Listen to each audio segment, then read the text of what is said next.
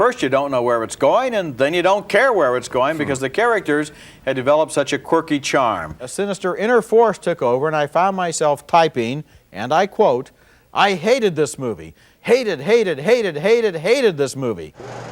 For more than 4 decades, Roger Ebert has guided our choices at the box office.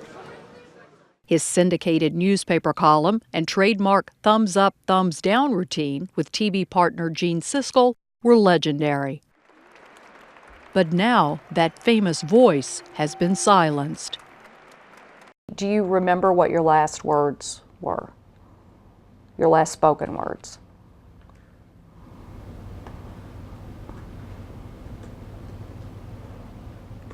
No, because I didn't know they would be my last words, or I would have written something great. For the past 3 years, this is how Ebert has been talking. A computer voice that speaks what he types. His lower jaw is gone, ravaged by cancer that nearly killed him. Are you able to talk in your dreams? What are your dreams like?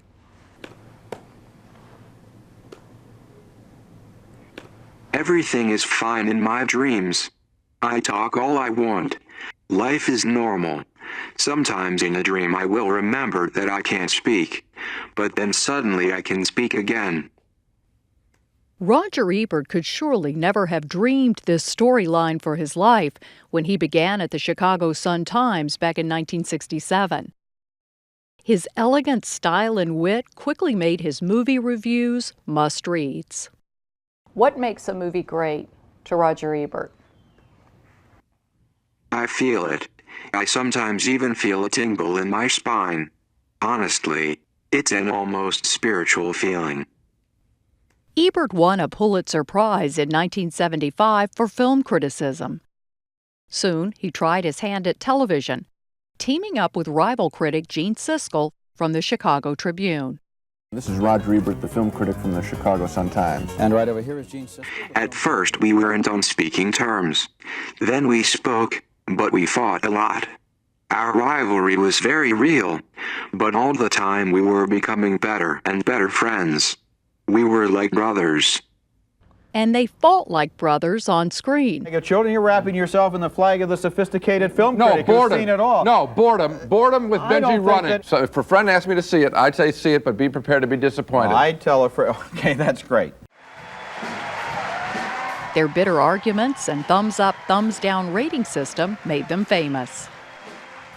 I came up with the idea for the thumbs, which had never been used before to review movies. We were the first. Trademarking them was Gene's idea.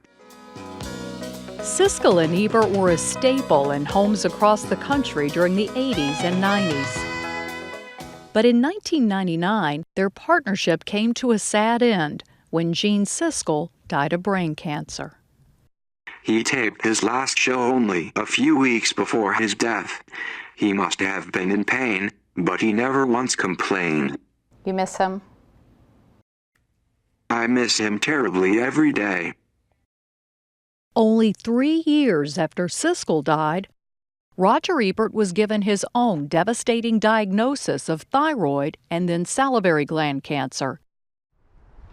He was fighting for his life, but he was not alone. Sometimes I really think that it was kind of destiny that we were together. Attorney Chaz Ebert is Roger's wife. You know, throughout this illness, you've had to learn a whole new language. What is that based on? I would say maybe it's the language of love. They found each other in the late 1980s and have been a team ever since. And here we are, just married. I was single for a long time. I met her, and it just felt right. It still does. She is not an ordinary woman. And what she's done for Roger is extraordinary. Through the years of long hospital stays and near-fatal complications, Chaz has supported her husband even when it became so hard for them to go on. There were times that I had to not only fight for him, but fight with him to tell him why life was worth living. But then, After doctors repeatedly tried and failed to rebuild his jaw, Ebert decided that was it. No more surgeries. He would spend the rest of his life unable to speak. But all those years on TV gave technology a rare opportunity. My name is Roger Ebert. Okay, Roger. In the latest version of The Voice, Graham Leary works for Cereproc, a Scottish company that's creating a Roger Ebert voice using thousands of his own words. that is a large archive of recorded material of his voice from when he had the ability to speak. And we were able to use that data to build a voice for him. Ebert's been using a computer voice until his is finished. We gave him some questions in advance so he could show us how he'll sound someday. It sounds like me. That feels great. But I have good comic timing and a very personal delivery, and no computer voice will ever be able to duplicate that. You can't tell a joke on a computer. When you hear the computer talk to you in Roger's voice, what's that like? The first time I heard it, it was overwhelming because I did not realize that I had missed his voice. Chaz, I love you. I love you too. It's been 43 years since Roger Ebert first walked into the Chicago Sun-Times fresh out of college. He isn't there much these days, but when he does go back, colleagues gather around to say hello. Wasn't that a great party? We like you in the office here, you know? Yeah. Publisher John Barron. Well, people talk about him being the heart and soul of the paper, and that's kind of a cliche, but in this case, it is true. So all the numbers. But while he's back to visit, Ebert's also there to work. Cancer-free and re-energized, the 68-year-old has millions of readers on his blog. We usually count on news to drive our traffic, you know, and in Roger's case, it's not necessarily news, it's just Roger. So these numbers are just astonishing. And he's churning out new books, including one of rice cooker recipes, a gadget he discovered while trying to lose weight before getting sick. 3 minutes. Roger himself receives food through a tube, but still loves to cook with Chaz. He says he's happiest beside her. There. I smell the ginger. And at the movies. Ah, your own theater. With a ticket taker, no less. You must remember this. A kiss is just a kiss.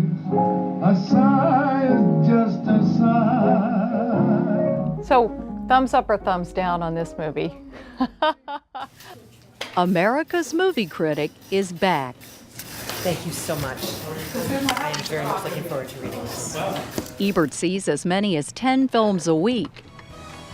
And a new version of his TV show debuts later this month. Instead of shying away from the public and the way he looks, Roger is embracing it. I said the hell with it. This is how I look. People with problems like mine should get on with their lives and not hide because of it. Roger Ebert is a changed man. But still, there is one constant. We are on a mission together. What mission is that? To make each other happy.